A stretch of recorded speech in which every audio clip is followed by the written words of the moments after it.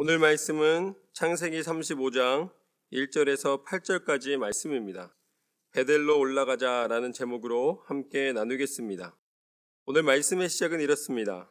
하나님이 야곱에게 이르시되 일어나 베델로 올라가서 거기 거주하며 내가 내 형 에서의 낯을 피하여 도망하던 때에 내게 나타났던 하나님께 거기서 제단을 쌓으라 하신지라. 하나님은 야곱이 다시 베델로 가기를 원하십니다.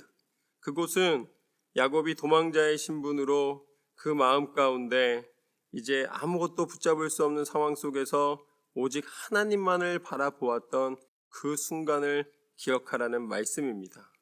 하나님은 우리의 심령이 다시 하나님 앞에 있기를 원하십니다. 우리가 세상의 것으로 가득 채우다 보면은 세상의 원리와 세상의 눈치를 보다가 이제 믿음을 잃어버릴 때가 너무나 많이 있어요.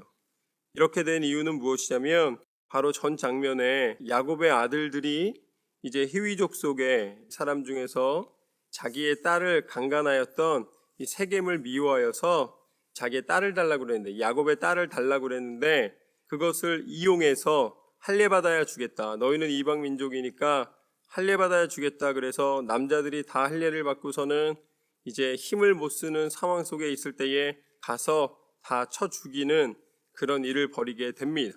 야비한 방법이었던 것이죠. 그랬기 때문에 야곱이 두려워하였습니다. 이제 가나안 족속들이 다 연합해서 우리가 야비했기 때문에 우리를 공격하면 그것에 대해서 명분이 없는 거예요.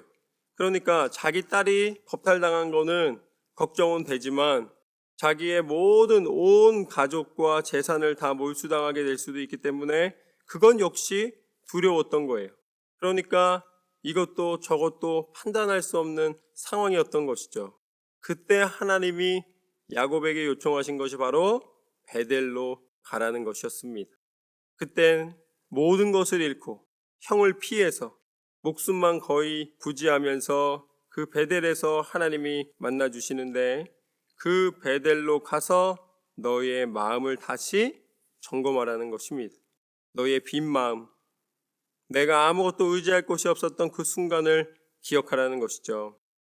야곱이 이에 자기 집안 사람과 자기와 함께한 모든 자에게 이르되 너희 중에 있는 이방 신상을 버리고 자신을 정결하게 하고 너희의 의복을 바꾸어 입으라. 우리가 일어나 베델로 올라가자. 내 환난 날에 내게 응답하시며 내가 가는 길에서 나와 함께 하신 하나님께 내가 거기서 제단을 쌓으려 하노라 하매. 이것이 바로 야곱의 고백입니다. 야곱은 이제는 사람들에게 신앙을 회복하라고 권면합니다. 이방 신상을 버려라. 너희를 정결하게 하고 의복을 바꿔 입어라. 우리는 하나님 앞에 다시 돌아가야 된다. 하나님 앞에 온전히 서야 된다는 것입니다.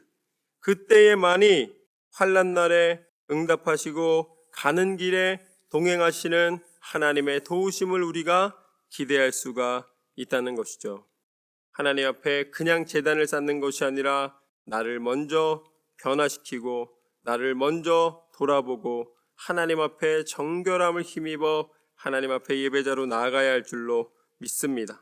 하나님은 그렇게 하나님 앞에 다시 회개하고 돌아온 심령을 기뻐 받아 주십니다. 4절 말씀부터 보면 그래서 그들이 자기 손에 있는 모든 이방 신상들과 자기 귀에 있는 귀고리들을 야곱에게 주는지라. 야곱이 그것들을 세겜 근처 상수리 나무 아래에 묻고 그들이 떠났으나 하나님이 그 사면 고울들로 크게 두려워하게 하셨으므로 야곱의 아들들을 추격하는 자가 없었더라. 그렇게 자신을 점검하였을 때에 야곱은 상황적으로는 공격해 들어오면 이방 민족을 막을 방법이 없었습니다. 그러나 하나님이 주변에 있는 나라들을 막아주셔서 아무도 추격해오지 않는 은혜를 입게 됩니다. 이것이 바로 오늘 말씀에서 우리에게 보여주시는 하나님의 전적인 역사입니다. 하나님이 그들에게 두려움을 주시는 거예요. 우리가 믿음으로 나아갈 때에 우리가 가진 것이 있어서 세상이 두려워하는 것이 아닙니다. 우리가 능력이 있어서 세상이 두려워하는 것이 아니에요. 우리를 인도하시는 하나님이 계시기 때문에 세상이 함부로 할 수가 없는 것이죠. 야곱과 그와 함께한 모든 사람이 가나안 땅 루스 곧 베델에 이르고 그가 거기서 제단을 쌓고 그곳을 엘베델이라 불렀으니 이는 그의 형의 낯을 피할 때에 하나님이 거기서 그에게 나타나셨음이더라. 리브가의 유모 드보라가 죽음에 그를 베델 아래에 있는 상수리 나무 밑에 장사하고 그 나무 이름을 알론바굿이라 불렀더라. 결국 하나님께서는 이 모든 것이 실제 역사 속에서 하나님이 인도하여 주신 것이고 하나님의 나라를 이루시는 과정이며 또한 하나님은 우리가 빈 마음으로 우리가 잘해서 우리가 능력이 있어서 무언가를 이루는 것이 아니라 하나님이 약속하신 대로 친히 임하셔서 그 모든 것을 주관하여 주시고 또한 우리 가운데 나타내심을 보여주고 계십니다. 하나님은 어떤 하나님이신가? 우리가 환난 날에 부르짖을 때에 오히려 그 비어있는 마음 가운데 임하시는 하나님이십니다. 이스라엘 백성이 애굽에서 그 노예로 있으면서 신음하며 부르짖었을 때에 하나님은 모세를 보내셔서 이스라엘 백성을 출애굽하게 만들어 주셨습니다. 오늘 이 말씀에서도 야곱이 다시 한번 공고할 때에 하나님이 그를 베델로 부르셔서 그 공고한 10년 가운데 하나님의 은혜를 부어 주십니다. 이제 죄로 물들어서 이 문제를 해결할 수 없어서 죽음의 공포 속에 살아가고 있는 우리에게 하나님은 약속대로 메시아를 보내 주셨습니다. 그분이 누구신가? 그분이 바로 예수 그리스도이십니다. 예수님은 우리 가운데 친히 오셔서 우리의 가장 연약함을 담당해 주셨습니다.